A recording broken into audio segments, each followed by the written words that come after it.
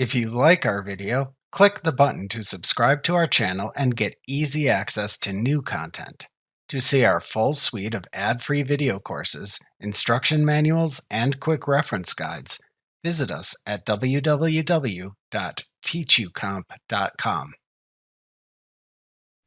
To enter a credit card credit if needed, click the plus new button in the navigation bar. Then click the credit card credit link under the vendor's heading in the menu that appears to open the credit card credit window.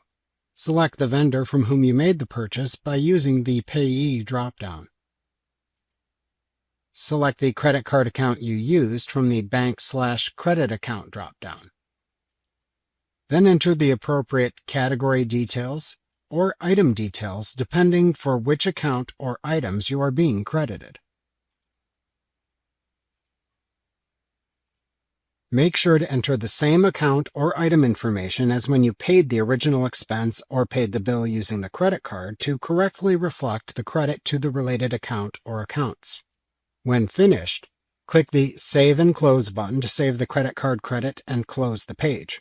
Alternatively, to enter another credit card credit instead, select the Save and New choice from the drop-down button to save the current transaction and open a new blank credit card credit window.